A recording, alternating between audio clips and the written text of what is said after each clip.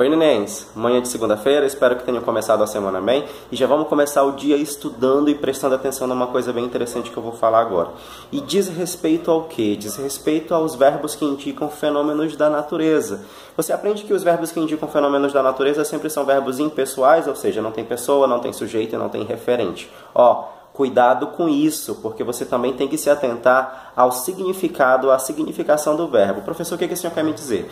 Veja, quando você estuda gramática, principalmente quando você estuda a interpretação de texto, lá está escrito que a língua portuguesa possui dois sentidos na utilização da palavra, o sentido denotativo e o sentido conotativo. Denotativo você aprendeu o sentido real, concreto da palavra, e o conotativo o sentido imaginário que você utiliza a palavra. Pois é, esse sentido também é empregado na ação verbal, na significação verbal. O que eu quero dizer com isso? Eu vou dizer, olha, choveu muito em Brasília ontem, mas eu também posso dizer choveram tomates na peça ontem.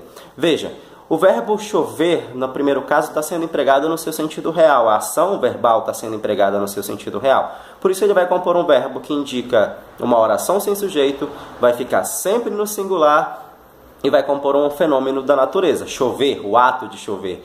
Mas olha só a segunda frase, por acaso chove tomate?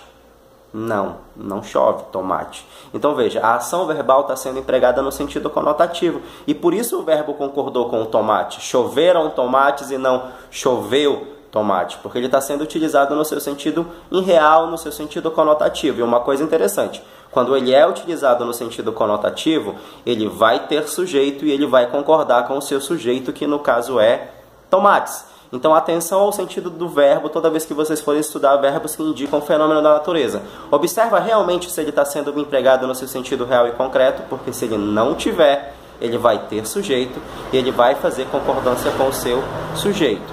Tá bom? Essa é a dica da semana. Fiquem com Deus, abraços e até a próxima dica.